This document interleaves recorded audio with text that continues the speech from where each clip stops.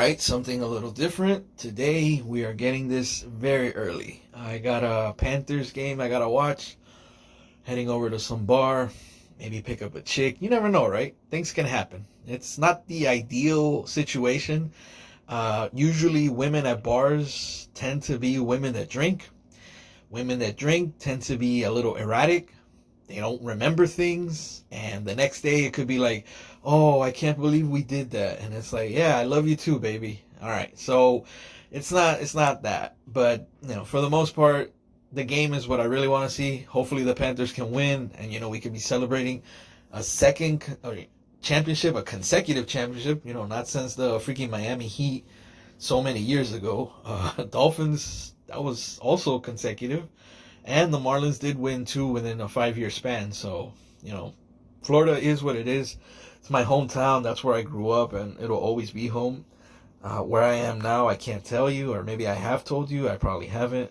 But Florida will always have a connection in my heart. It is what it is. I wanted to talk about dreams, man. In general, the dreams that I had last night. I'm not going to sit here and tell you that I remembered all 6 hours of the entire dream. I just remember the ending of the dream. And what I remember that was particularly interesting to me and what I wanted to discuss today, which is, can you continue a dream that you previously woke up from? Why do I say that? I have 3 different alarms that attempt to wake me up in the morning. Usually I wake up without any issues. The second alarm I kind of use as the first alarm is like a pre-alarm, kind of like, hey, wake up, get out of that deep REM, rapid eye movement, no, let's stop that. But then I kind of rest for the next 30 minutes, and then that second alarm is when I really wake up. Then I also have the emergency alarm in case I don't wake up for that second. Those are my 3 alarms, right? But today, for some weird reason, as soon as that first alarm hit, all I remember was like panicking, like just moving, flailing my arms everywhere to turn the alarm off, with my eyes still kind of closed but still kind of seeing, because I wanted to continue the dream. Like, I was so deep into this dream that I just wanted to continue. And here's the weird part. Now, I don't know if this is possible, but I felt, and at least in my mind it felt, like after I went back to sleep, I continued the dream. And in my dream, it almost felt like, I'm not going to give you the entire scenario, but let's say I was surrounded by a group of people, right? And with this group of people, I was yelling at them and explaining that, they're not this, they're not that, basically telling them off because they're a pathetic group of people that only hang out in groups, and individually they can't do anything. And if they were individuals, they basically wouldn't fail in comparison because they're too scared, too cowardly. All they can do is, hide behind their little walls, between their little friends. I was just basically giving them the 3rd degree, man, like just putting them on notice, right? And I wake up, but when I wake up, it's almost like everything stops. They stop arguing with me, I stop arguing with them, and for a brief period, it felt like, okay, end of scene.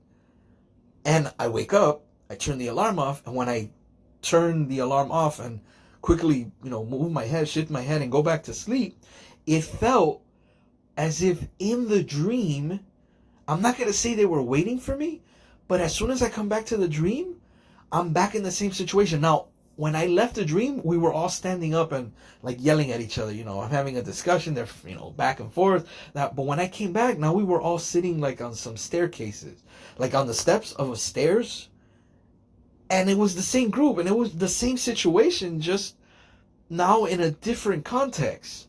And I'm no longer yelling and screaming at them. Now I'm kind of like sitting there and like looking, and they're talking to each other, and then they're kind of talking to me. So it's almost like I came back to the same environment, the same group of people, the same situation, but now the conversation has shifted, and now they're doing their thing, and I'm kind of trying to refocus and saying, what do I do now? Like, it's almost like I didn't remember what I was talking about before.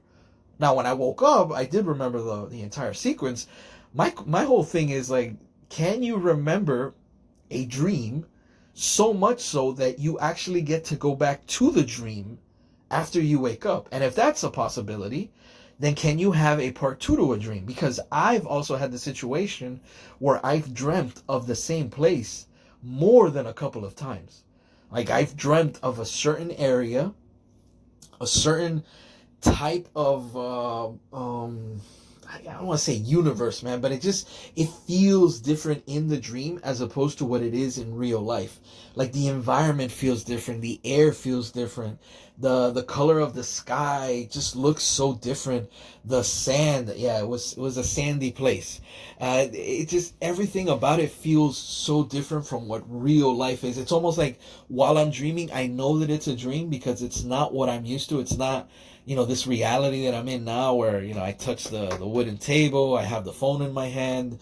Like it feels so different in that dream. It really, really does. But I've gone back to that place more than a couple of times. Usually like with different adventures, like different things to be done. Oh, okay, today I'm gonna do this. Oh, today I'm gonna do that. Oh, this time I did that, or in the dream now I went to this part, and like I'm always visiting that area. Not always, but every time I dream of this area or this place, I tend to have different adventures in that same place, which sometimes I've even wondered, like, does that place even exist? Like, in my mind, the way it looks, the way I've seen it, and my memories, because they create memories. Like, these dreams that I have are memories that I own and I keep. But then I start wondering, what if the dream is the memory? Like, the dream itself is just a mixture of all your memories from your life being put randomly together, and then put it in a blender, take it out, and then see what pops out, and then you have like a different movie. So you have different clips that get put together, and the randomness of a dream, right? But it's so weird that I always go back to that place, or I should say, every time I dream, I go back to that place.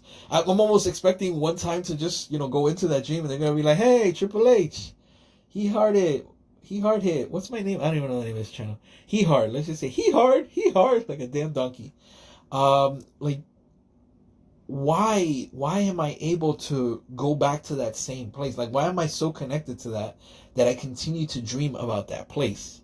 It's really crazy, man. So yeah, man, evaluating your dreams, it's supposed to be some sort of like Zen type practice, where the old adage is, at least the way I was taught, is when you wake up, you immediately grab a piece of paper, pencil. Yeah, I know, right? Paper, pencil, what is that? Everything now is digital. Well, we don't have, hand skills and handwriting. I remember I was filling out some applications for the ongoing job search.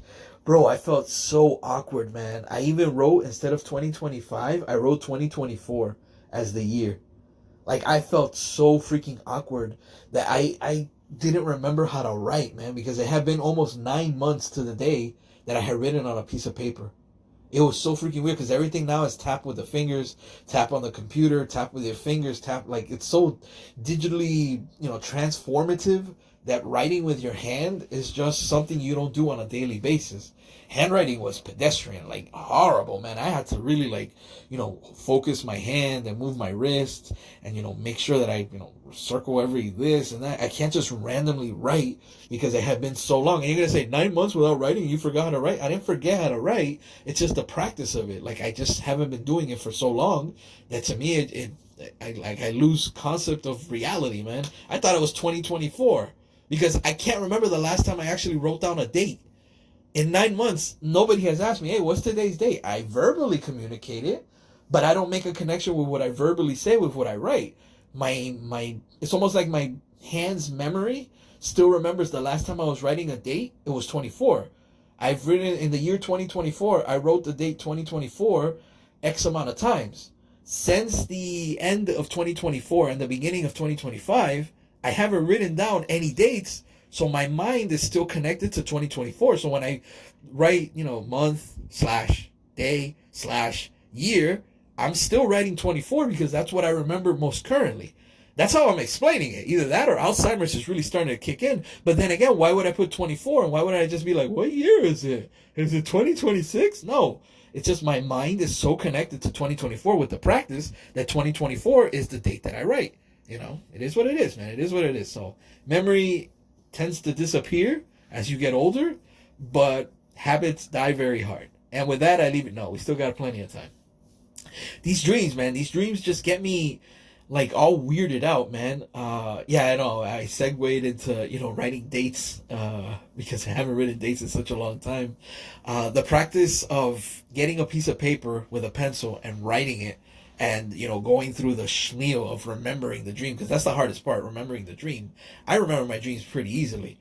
I just don't have the ability or I should say the fortitude, the initiation, the initiative to actually grab a piece of paper and write it down, because I'm just like, whatever, man, it's a stupid dream. I'm sure it'll, be something. If I have it again tomorrow or next week or next month, so be it.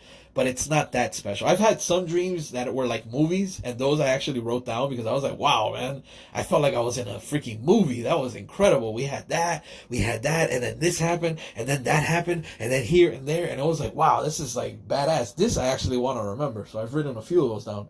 But what I had last night, the thing that was curious to me was the fact that I was able to wake up. Again, this is all hearsay because I have no way of actually remembering for sure if I went back to the same dream that I just left, or if I remembered the dream so well because I had just woken up from it that I simply just redreamed the same thing that I was dreaming before. That's the reason why when I came back to the same environment with the same people, now we're no longer standing up and yelling at each other. Now we're all sitting down and they're all conversing, kind of like ignoring me. They're all having their little group chat, getting together, probably figuring out what else to do as a group. Don't you realize that group mentality is by far the worst thing that we have in society? Group mentality, I mean, if you want to go the religious way, which, a couple of my videos have already been hitting that religious tone, but don't you realize that's one of the reasons why the Almighty Savior was taken from the world? Because a group of people were too scared to hear what the person had to say. Or maybe they knew what the person was saying was correct and they were kind of like, oh crap, this guy's bringing to light a lot of stuff that we don't want. Like, we don't want to hear this. If you've ever wanted to get a good analogy as to what life is in comparison to groups versus individuals, always refer to Plato, and more importantly, Plato's Cave. It's an allegory. It's by far one of the best allegories you are ever gonna... You can read it. Reading it, I will say, is a little different from actually visually seeing it. The interpretation is different because your mind thinks of things while you're reading that visually, when you see it, is completely different. And you're going to say, no, it's the same thing. Trust me, it's completely different. The allegory that I saw that I actually enjoyed was an animation done on YouTube, which I think you can find it now. I'm sure there's a bunch of them, but there was one that was like a cartoony one. It was like about maybe 5 to 10 minutes. It was pretty short. Right? But it essentially had... Oh, and it was narrated by freaking Orson Welles. So it was pretty good. Was it Orson Welles? I think it was Orson Welles. Is Orson Welles? Or I don't know, but it was narrated by like a deep voice, some really smooth character, and it was pretty good. The cartoon, way different than the actual reading, because the reading, again, doesn't go 5 minutes. You can't watch a 5-minute video and compare it to an allegory that you can read, because you can read it in a couple of minutes. But when you read it, you have to have some sort of imagination as to what it is you're reading. Because this is the situation, this is the person, this is what's happening, and this is what gets done. And then you're kind of like, oh, okay, so that's probably what... Your immediate reaction, in my opinion anyways, this is what happened with me. I personally was seeing it through the eyes of right now, like the current times. Like, oh, that means, a person going into a job and, in the business, there's a certain mindset from the people that already work there. And the new employee probably doesn't get accepted because he has different thoughts and ideas. And when he realizes that there's a better way, he tries to leave that corporation. But once he leaves that corporation, he realizes even more. He's like, wait, I was better with that corporation than without. Because out in the outside world, if you're not a part of a corporation, you're unemployed. And being unemployed, I'm not making any money. So I'd rather be in this corporation, even though it's not what I like, but at least I can be making some money and paying off. That's how I saw it. But when you see the allegory, it's like in an actual cave back in the ancient times, like basically slaves.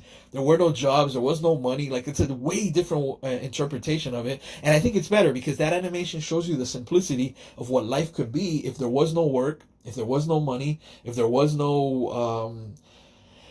enslavement. I don't know, dude, but the allegory Plato's Cave is really good, man, really good. And that's one of the things, man, when I like really delve into that story and that idea, I started connecting that with everything, even religion with my good friend, Lucifer, the one that came from from the heavens and was punished and shunned and thrown out. I connected that with the allegory. Like, I was able to make this allegory into everything. So to finish off this last few seconds, I will say this: if you have a really good dream and you really enjoy it, bro, write it down. You might go back to it someday.